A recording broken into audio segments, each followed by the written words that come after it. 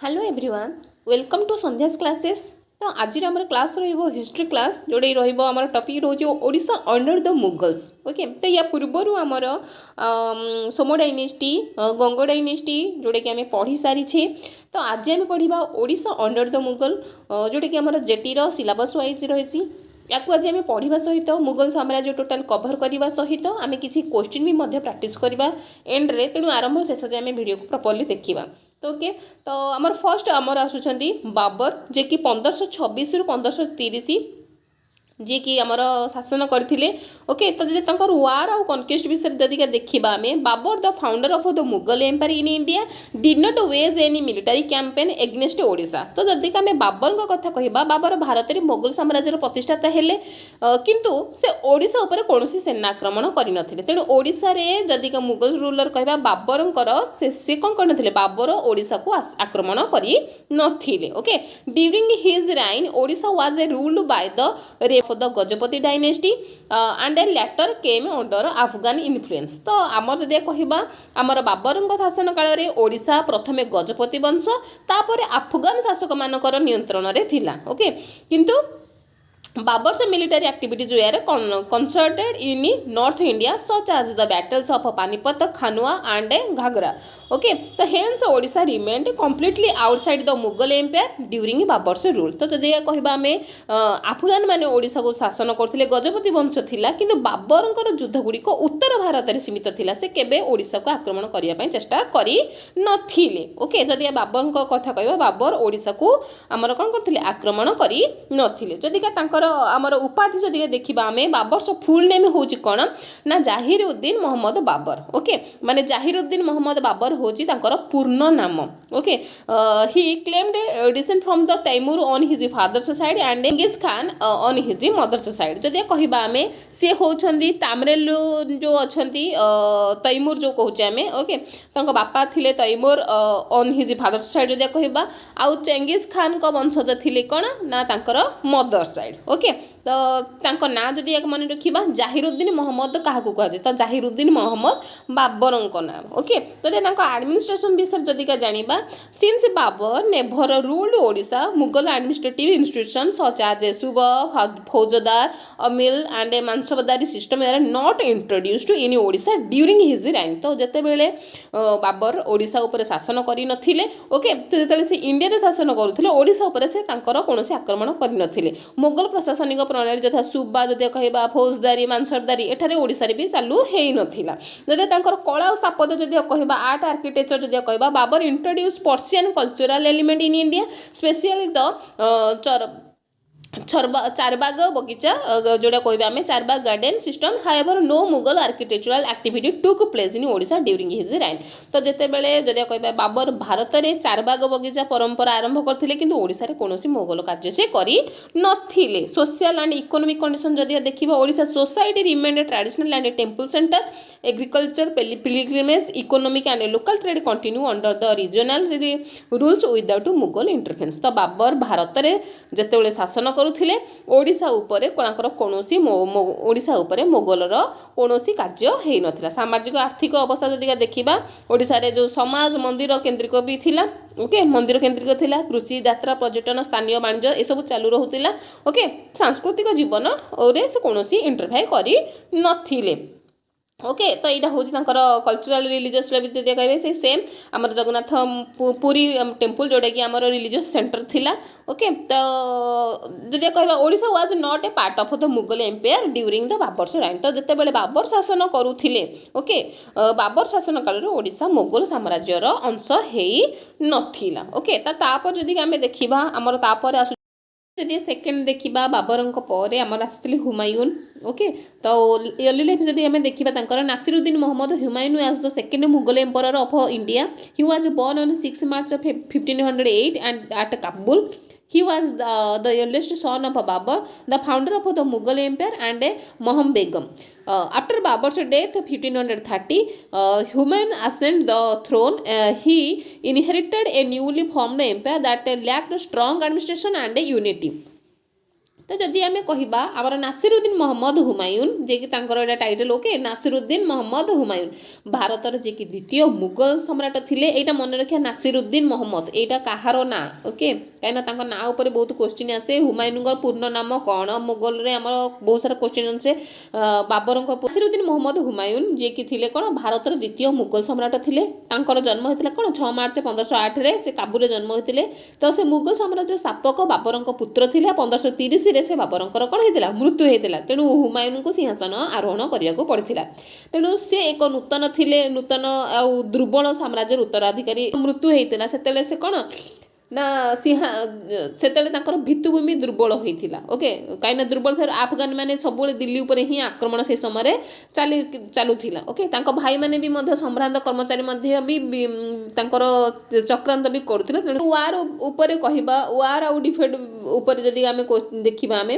हुमायून सामने आफगान नेता मानकर जदि कहवा आम बहुत सारा माने स्पेशली शेर खान से जो कहे Sher Shah Suri and from his own brother his major defeat occurred in the battle of Chausa जोटा कि 1539 रे हेतिला and the battle of कौनज और बिलग्राम जोटा कि 1540 रे हेतिला this defeat forced Humayun to lose the Mughal empire तो ए तांको भाई माने जेते सब कर्मचारी माने मध्य थिले तांको विरुद्ध रे चक्रांत करथिले एनु तांको राज्य भी हरेबाकू पड़िथिला शेरशाह बहुत माने शेरशाह सहित से बहुत सारा युद्ध भी करिथिले ओके जदि कहवा आम हुमायून सामने आफगान नेता मानकर विशेषकर जदि कहवा शेर खान जो कि शेरशाह सूरी ठारू भयंकर चैलेंज थिला 1539 रे से चौसा युद्ध आ 1540 रे से हमर कनौजर बिलग्राम युद्ध से पराजित हेले एही पराजय एक्साइल करथिले ओके तो जदि देखिबा आम from 1540 to 1555 Humayun lived in exile. He wandered through Sindh and Rajasthan and influenced Humayun and later Mughal tradition.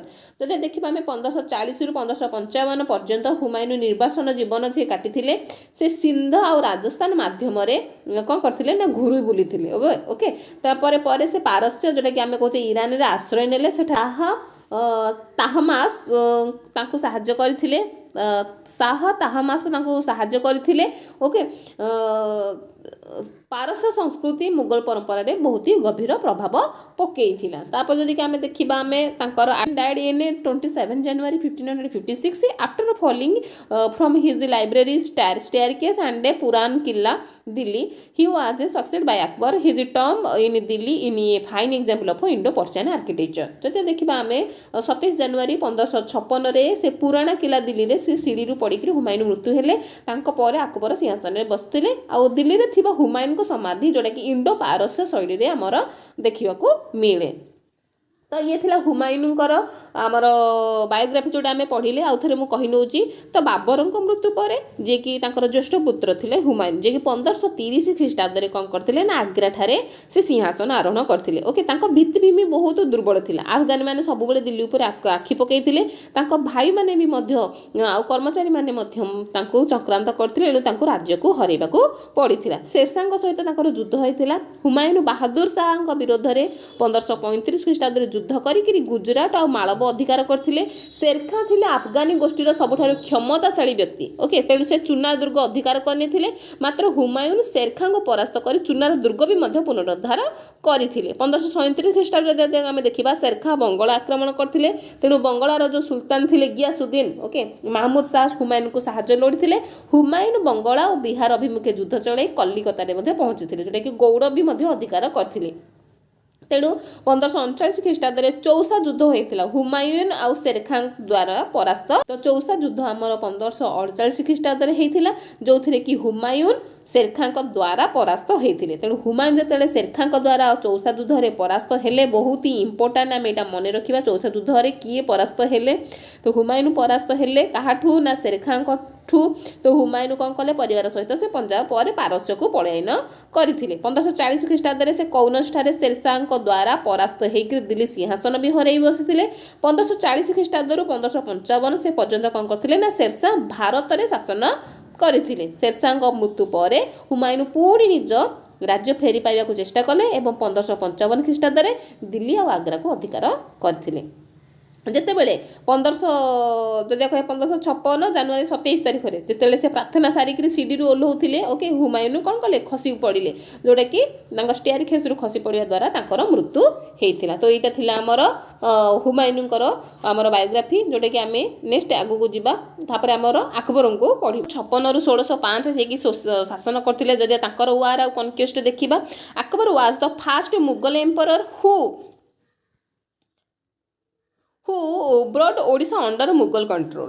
During this period, Odisha was under the Afghan Karani rules of Bengal. In 1576, Akbar's generals defeated Daud Khan Karani in the decisive conflict such as the Battle of Tukaroi and Battle of Rajmahal. With Daud Khan's defeat, Afghan rule ended and Odisha was annexed to the Mughal Empire permanently. तो जदि का कहबा आमे अकबर होउछंती कोन ना अकबर होउछंती प्रथम मोगल जे कि मोगल सम्राट जे कि ओडिसा को मोगल साम्राज्यर स्थायी भाबे अंतर सेतेबेले देखिबा आमे अफगान थिला कोन अफगान थिला करानी कर्नानी वंश अधीन रे थिला ओके। तो जदि कहया 1576 मसिया रे अकबरंकर जेनेराल जे कि कर्नानी को पराजित करथिले आ ओडिसा दखल कले। तेणु मन रखिबा जेतेबेले हमर मोगल माने आसिले ओके तो मोगल से दखल कले। तेणु मन रखिबा अकबर हमर ओडिसा को दखल करथिले किंतु बाबर करी नथिले। आगो को जिबा आमे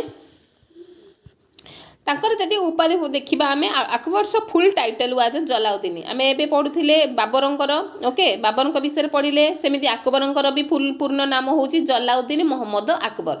ही is remembered as a great administrator and a ruler of religious tolerance. तांको जदि आमे मने रखिबा ओके अकबरंक पूर्ण नाम होची जलालुद्दीन मोहम्मद अकबर। ओडिसा को से कोन करिथिले ना हमर ओडिसा को से तार तांकर अंश रे तांको बंग सुबा अंश करा जाइथिला okay. he is remembered as a great administrator and a ruler of religious tolerance। तो तांको हमें मन रखिबा से कोन ना प्रशासन क्षेत्र रे रिलीजियस टॉलरेंस तो एडमिनिस्ट्रेटर एंड रूल जदि कहबा तांको जणे बहुत बड़ एडमिनिस्ट्रेटर कहबा रूलर ऑफ रिलीजियस टॉलरेंस मध्य तांको कहबा तांको हमें सेथि पई मने रखिया। जदि तांकर एडमिनिस्ट्रेशन जदि देखिबा अकबर अटैच्ड ओडिसा टू बेंगल सुबा तो ओडिसा को से कोन करथिले बंग सुबार अंश करई देथिले। Mughal officials like subedar faujdar amil and qanungo administrative land revenue system आज introduce ensuring regular income and law and order. तो जदि कहबा हमें सो ओडिसा को कोन करथिले ना बंग सुबार करे जो सुबेदार फौजदार अमील कानूनगो ओके कानूनगो माध्यम प्रशासन को से आग को चलते। तो देखिए आर्क आर्किटेक्चर कथा no major Mughal monuments are constructed in Odisha. Odisha रे कौन सी बड़ मुगल स्थापत्य निर्माण हो नाला। However forts roads military ports and administrating building were repaired किंतु जिते सब फोर्ट थिला रोड थिला मिलिटारी पोस्ट सब थिला से सबको से रिपेयर करथिले। Hindu temples were protected and not demolished. तो मन रखिबा से सेतले जिते सब हिंदू मंदिर थिला लाइक हम कहबा जगन्नाथ मंदिर तो जगन्नाथ संस्कृति को भी मध्य से प्रोटेक्ट करथिले किंतु ताको नष्ट करी नथिले। तेणु हमक मन रखिबा अकबर जो मुगल साम्राज्य हमर स्थापन कले ओडिसा रे तो से माने हमर धार्मिक क्षेत्र रे से किछि हस्तक्षेप करि नथिले। हिंदू टेम्पल को से प्रोटेक्ट करिथिले। सोशल इकोनॉमी लाइफ जदि देखिबा Akbar's peaceful administration improved agriculture and revenue collection coastal trade revived and Odisha became economically stable under Mughal supervision. जदि देखिबा हमें से शांति स्थापन हेबारु कृषि वाणिज्य उन्नति करथिला राजस्व व्यवस्था भी मध्य सुसंगठित हेइथिला। कल्चरल जदि देखिबा हमें कल्चरल एंड टेम्पल पॉलिसी जदि देखिबा अकबर धार्मिक थिले okay. Akbar followed a policy of religious tolerance okay. Religious tolerance माने से धार्मिक नीति को अनुसरण करुथिले। से सहिष्णुता नीति जोटा हमें कहबा the Jagannath temple at Puri remained the cultural and spiritual centre of Odisha. Puri Jagannath मंदिर ओडिसा रो प्रमुख सांस्कृतिक केंद्र रहिथिला ओके। फेस्टिवल भी मध्य कंटिन्यूअली होथिला। Akbar permanently establish Mughal authority थिले सहिष्णुता नीति अनुसरण करथिले। पुरी जगन्नाथ मंदिर को जेहेतु से सम्मान करथिले सेतेबेले धार्मिक कलह मध्य हेई नथिबो ओके। तो ये सब थिला हमर कल्चरल जदि आमे देखिले तो तापर हमर आसिले जे कि हमर चतुर्थ राजा जे कि हमर जहांगीर जे कि हमर 1605 रु 1627 पर्यंत आसीथिले ओके। तो जे तंकर वार ऑफ कन्क्वेस्ट विषय देखिबा Jahangir did not personally lead any military expedition to Odisha during his reign Odisha remained firmly under Mughal control as a part of the Bengal Suba. There were no major rebellion on war in Odisha during this period. The Mughal authority established by Akbar continues to smoothly. तो जदि देखा आम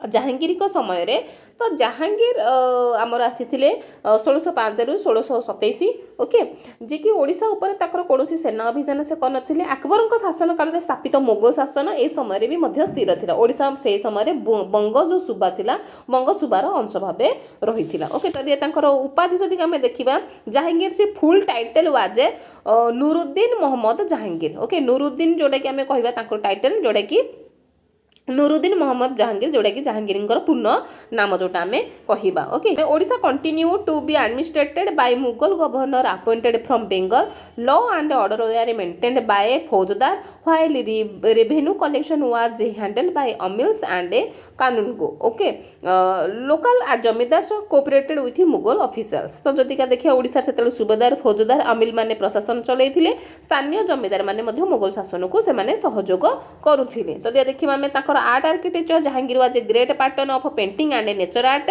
However, no major Mughal architectural monuments were built in Odisha during his reign. Okay, जदि देखिबा हमें जहांगीर कला चित्रकला प्रेमी थिले किंतु ओडिशा रे से कोनोसी बड़ मोगल साम्राज्य स्थापत्य आमर से करी नथिले ओके जदि देखिबा हमें सोशल इकोनॉमिक लाइफ जदि कहबा पीसफुली कंडीशन थिला एग्रीकल्चर ट्रेड भी मध्य रहिथिला ओडिशा पोर्ट कंटिन्यू चलिथिला ओके इकोनॉमिक जदि देखिबा मुगल शासन समय रे पूरा नियंत्रण रे रहिथिला ओके जदि देखिबा हमें जहांगीर समय रे जहांगीर थिले अकबर मृत्यु पर ताकर से आसीथिले जहांगीर ज्येष्ठ पुत्र थिले ओके पंजाब रो जहांगीर विरोध में बहुत विद्रोह करथिले 1622 ख्रीष्टाब्द रे जदि कहबा हमें जहांगीर खुसरू जो परास्त करथिले आ बंदी गृह रे रखिथिले जहांगीर बंग देशर विद्रोह को दमन भी करथिले मेवार रो राजा थिले अमर सिंह तांको बश्यता भी मध्य स्वीकार करथिले इंग्लैंड रो राजा थिले जे प्रथम जेम्स जे कि तांको दरबार को आस्थिले दूत को जहांगीर को भेटिकिरी इंग्रेज मानक पई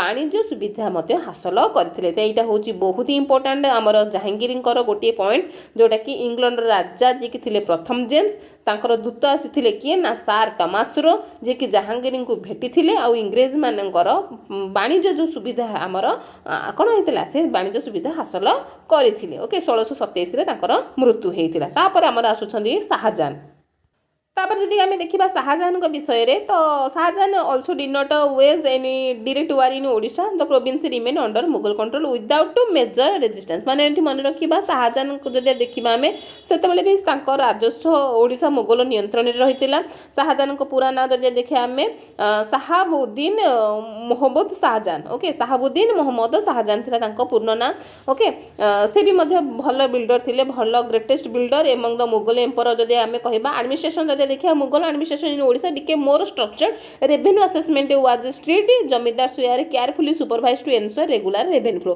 शाहजहान को समय रे देखिबा हमें से बहुत सारा तैयारी करथिले कोन ताजमहल निर्माण करथिले ओके मुगल स्थापत्य निर्माण होइतिला से समय कृषि वाणिज्य भी मध्य चालू रहितिला ओके राजस्व दाबी मध्य चलिथिला ओके तो जदि देखिबा हमें से समय art and architecture although Shahjahan build magnificent monument like Taj Mahal तैयारी करथिले no grand Mughal buildings were constructed in Odisha Odisha रे सेमिति किछि तैयारी करनथिले हां किछि रोड मिलिटरी पोस्ट से रिपेयर करथिले एग्रीकल्चर प्रोडक्ट भी थिला से समय स्पेशल जदि देखिए हमें से कोस्टल ट्रेड ऊपर बहुत ही गुरुत्व देथिले कल्चरल और टेम्पल पॉलिसी जदि देखिए Hindu temples in Odisha specially the Jagannath temple were allowed to function religious practice continue with minimal intervention तो हिंदू मंदिर गुड़िक से कार्य करने को अनुमति मिलता और जगन्नाथ मंदिर मुख्य केन्द्र था तापर आमर आसीथिले औरंगजेब तेणु आम शाहजहान विषय पढ़िले ओके शाहजहान आउ गोटे मन रखिया बाल्य नाम थिला खुरम से 1628 ख्रीष्टाब्द में बुंदेलखंड विद्रोह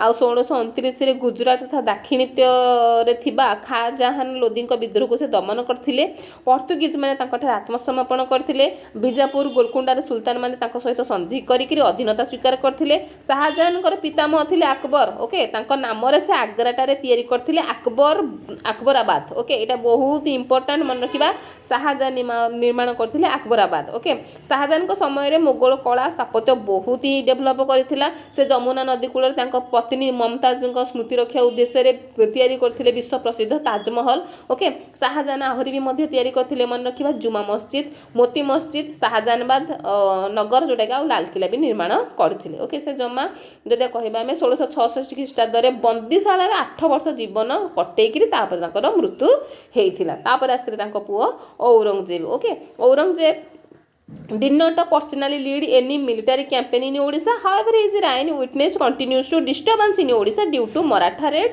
and local resistance. Odisha remained under Mughal rule but became politically unstable. तो औरंगजेब को समय रे जदि देखिबा मिलिटरी कैंपेन पर्सनली से थिला हाउएवर किंतु से समय रे ओडिसा को मराठा मानकर बहुत सारा आक्रमण लागि रहिथिला किंतु से समय रे भी औरंगजेब को समय रे भी मध्य ओडिसा मुगल कंट्रोल रे थिला ओके किंतु पॉलिटिकली अनस्टेबल पूरा नाम देखिबा अब्दुल मुजफ्फर मुद्दीन मोहम्मद औरंगजेब ओके तो एटा थिला तांकर अब्दुल मुजफ्फर मुद्दीन मोहम्मद औरंगजेब जोटा कि थिला ओके तांकर पूरा ना ओके औरंगजेब आलमगीर तो तांकर उपाधि थिला आलमगीर एटा मन रखे he assume the title Alamgir meaning होची कोन ना कनकर ऑफ द वर्ल्ड तो तार अर्थ होची से पूरा विश्व को जीतिबा होची तांकर उद्देश्य एडमिनिस्ट्रेशन जदि कि हमें देखिबा Aurangzeb rule Odisha as a part of Bengal suba administration became strict and centralised revenue collection was increased to finance his Deccan wars Mughal official faced difficulty controlling zamindar तो जेते बेले कोन हेतिला ना हमर ओडिशा सेते बेले बंग सूबार अंश भाव रही राजस्व व्यवस्था को आहरी कठिन कर दिया जमीदार माने नियंत्रण बाहर जाते जदि देखा ओके तो आउट ऑफ कंट्रोल थे जदि रिलीजियस पॉलिसी देखा आम Aurangzeb followed a policy Islamic orthodoxy he reposed jizya tax and non Muslims however due to Odisha religious importance the Jagannath temple at Puri continue through under the state supervision जदि देखा आम औरंगजेब कठोर Islamic नीति अनुसरण करते से जो जिजिया कर जोटा कि अकबर उठे देते से जिजिया कर को से कौन करते पुनः लागू करते तथापि जदि कह पुरी जगन्नाथ मंदिर से समय चालू रही कला स्थापत्य जदि आम देखा आम Aurangzeb was not a pattern of art and architecture no major Mughal monuments are built in Odisha during his reign तो तांको समय ओडिशा रे कोनोसी महत्वपूर्ण मुगल स्थापत्य निर्माण हेई नथिला जदि काबे आमे देखिबा तांकर social life high taxation and frequent invention weekend Odisha से इकोनॉमी तो से समय रे हाई टैक्स तांकठू माने अधिक कर आदाय करथिले अधिक आक्रमण चलीथिला तेणु से समय रे कृषि और वाणिज्य मध्य बहुत नष्ट हेथिला जनसाधारण मध्य दुर्दशा रे पड़िथिले कल्चरल इंपैक्ट जदि आमे देखिबा मुगल ए प्रेशर रहिथिला Odisha preserve its Vaishnava side culture Jagannath cult festival and local tradition Odisha निज वैष्णव संस्कृति और जगन्नाथ परंपरा को रक्षा करने को आरंभ करथिला तो जदि एथुर देखिले औरंगजेब थिले मोगल अवनतिर से समय आरंभ होइथिला मराठा माने आक्रमण करथिले अधिक जो से कर आदाय करथिले जोथि पय कि कोन ओडिशा रे अस्थिरता देखा देइथिला ओके जिजिया कर जो तीर्थयात्री कर से पूरा हिंदू मानकठी लागू करथिले जाठ सिख जो सतनामी बुंदेल राजपूत एमानकर विरुद्ध से धर्मानंदा विरुद्ध विद्रोह करथिले आ गोटे कथा रखिबा मुसलमान माने तांको जिंदा पीर बोली मध्य कहूथिले एटा क्वेश्चन रखिया जिंदा पुरी बोली काहाकू कहा जाए तो एठी औरंगजेब को कहा जाए औरंगजेब थिले निष्ठापर रक्षणशील जो सुन्नी मुसलमान से थिले ओके इस्लाम धर्म व्यतीत अन्य धर्म मानकर से विलोप साधन पय बहुत ही प्रयास करथिले जोटा कि सिया संप्रदाय रे मुसलमान मानकु भी मध्य भल दृष्टि से देखु नथिले से सुन्नी मुसलमान थिले जो माने सिया मुसलमान थिले तांको भी से भल से देखु नथिले तेनु कर तांको जिंदा पीर बोली कहा जाउथिला ओके औरंगजेब जोटे कि सिख नवम गुरु जे थिले हमर औरंगजेब कोन करथिले तांको हत्या करथिले तेग बहादुर जे कि सिख नवम गुरु थिले तांको से इस्लाम धर्म ग्रहण करिया पय बाध्य करथिले जेहेतु से मना करथिले मु ग्रहण करिबिनी सेथि पय से तांको हत्या करथिले ओके पोर्तुगीज जो जलदस्यु माने हमर आसीथिले तांको से जबत करथिले 1707 रे तांकर मृत्यु हेइथिला ये थिला औरंगजेब को रिलेटेड आमे तापर जदि आम शेष देखा after Aurangzeb's death Mughal control weak आमने Maratha and Raghuji Bhonsle invited Odisha repeatedly in 1751 Odisha passed from the Mughal control to the Maratha. तो तापर कौन ना आमर औरंगजेब मृत्यु हो सारा पर तो मुगल कौन होता औरंगजेब मृत्यु पर मुगल शक्ति कमिगला जो आम थे रघुजी भोंसले ओके तांकर नेतृत्व में मराठा माने ओडिशा को दमन करते 1751 मसीह ओडिशा रे मुगल शासन शेष हो जाता। तो ये थिला आमर मुगल साम्राज्य रिलेटेड जोटा कि आम भलसे पढ़ीदे तो ये थिला मुगल साम्राज्यर जिस्ट पूरा गोटे हिस्ट्री जिस्ट आम पाईगले या पर आम पढ़ा तांकर रिलेटेड किसी क्वेश्चन जोटा कि एग्जाम ओरिएंटेड क्वेश्चन आम देखा ओके। और फर्स्ट क्वेश्चन जब देखा आम Mughal rule in Odisha was A firmly established during the reign of Odisha Mughal शासन सुदृढ़ है क्यों शासक समय बाबर हुमायून अकबर नामर जहांगीर। तो आम जानी नंबर सी हम the right answer. Next question जी नेक्स्ट नंबर 2 क्वेश्चन आमर जो रोचे the battle of Tukaroi 1575 was fought between जो आम तुकारोई युद्ध थी 1575 क्या मध्य अकबर मोहम्मद देव अकबर एंड मुकुंद देव नामर अकबर दाऊद खान करानी नामर बाबर एंड अफगान नामर औरंगजेब आउ मराठा मान सहित ये देखिले तो ये युद्ध में कौन करते अकबर आउ दाऊद खान करानी मध्य है ना नहीं तेणु ये नंबर बी हम the right answer. Next question next number 3 question Odisha was A must into which Mughal सूबा। तो ओडिशा केउ मुगल सूबारे मिसी थिला दिल्ली बेंगल आग्रा नामर डेक्कान। तो आम जाने बंग सूबारे मिसी जाइथिला तेणु राइट आंसर अकबर पर ओडिशा बंग सूबार अंश होइथिला। नेक्स्ट क्वेश्चन जिबा next number 4 question who was the last independent Afghan ruler of Odisha Odisha शेष स्वाधीन अफगान शासक किए शेषा सूरी सुलेमान करानी आमर दाऊद खान करानी नामर इब्राहिम लोदी। तो आमर जो थे दाऊद खान करानी जी कि ओडिशार शेष अफगान शासक थिले तेणु दाऊद खान करानी हम right answer. Next question next number 5 हुई Mughal emperor followed religious tolerance in Odisha Odisha रे धार्मिक सहिष्णुता केउ सम्राट अनुसरण करथिले बाबर अकबर शाहजहान आमर औरंगजेब। तो ये आम जानी आमर जो अकबर थिले कौन करथिले अकबर सबु धर्म को से कौन करथिले सम्मान देउथिले तेणु अकबर धार्मिक सहिष्णुता नीति अनुसरण करथिले तेणु ये राइट आंसर हम बी। नेक्स्ट क्वेश्चन आम नेक्स्ट नंबर 6 क्वेश्चन जीवा which administrative system was applied in Odisha under Mughal Mughal शासन समय ओडिशा रे क्यों प्रशासनिक प्रणाली चलुला रावतारी इक्ता ना मानसरबदारी ना आमर महलबारी। तो ये मन रखा आमर जो मनसरबदारी प्रणाली थी ओडिशा रे सेटा ही चलता ओके मानसरबदारी जो सिस्टम थिला जोटा कि आमर चलता तेणु ये सी हम तो right answer. Next question next हूँ बहुत ही गुरुत्वपूर्ण क्वेश्चन आमर केउ मुगल सम्राट ओडिशा को स्वयं आसी नथिले अकबर जहांगीर शाहजहान नाम ऑल ऑफ द एबव। तो ये मन रखा कौन सी मुगल सम्राट ओडिशा को स्वयं आसी नथिले से माने एडमिनिस्ट्रेशन केमिति कंट्रोल करथिले ना गवर्नर अपॉइंट करिकरी बेंगल सूबा द्वारा से माने कौन करथिले शासन करथिले। तो ओडिशा को केही आसी नथिले तो ये मन रखा। नेक्स्ट क्वेश्चन जीवा नेक्स्ट देखा आम ओडिशा रिमेन पीसफुल ड्यूरिंग राइन। तो क्यों शासकों समय ओडिशा शांतिपूर्ण थिला अकबर जहांगीर शाहजहान आमर औरंगजेब। तो आमर जो थिले जहांगीर तो जहांगीर समय ओडिशा रे शांति थिला ओके। तो जहांगीर समय सार टमास रोंकर दूत आसीथिले ओके किए आसीथिले मु क्वेश्चन करी तेणु निहाती भाबरे मन रखिथियो समस्त। Number 9 Alamgiri was the title of Alamgiri कहार उपाधि अकबर जहांगीर ना आमर शाहजहान आमर औरंगजेब। तो ये क्वेश्चन आसे औरंगजेब आलमगिरी जो उपाधि धारण करथिले। तो ये मन रखा औरंगजेब ही आलमगिर उपाधि धारण करते। तो ये मोर आउ गोटे क्वेश्चन रहा आलमगिर शब्दर अर्थ कौन यहाँ जोटा कि थ्योरी क्लास रे कही थी। नेक्स्ट आसला नंबर 10 क्वेश्चन जिजिया कर जे कि पुनः लागू केउ समय होता अकबर जहांगीर शाहजहान आमर औरंगजेब। आम जाने अकबर कौन करते जिजिया कर को उठे देते कि औरंगजेब पुणी कौन करते ना जिजिया कर को पुनः लागू करते जो कि ओडिशा रे कौन करते विद्रोह देखा देइथिला। तो आमर डी हम तो right answer. Next question next number आमर 11 नंबर जीवा the battle of Tukaroi 1575 was a significant for Odisha because it. तो आमर 1575 जो तुकारोई युद्ध होता ओडिशा पाई गुरुत्वपूर्ण थिला कहीं ना established Maratha power ended Afghan supremacy in eastern India brought British influence ना आमर डिवाइड ओडिशा इनटू सरकार। तो ये आम मन रखा तो राइट आंसर आमर कौन हम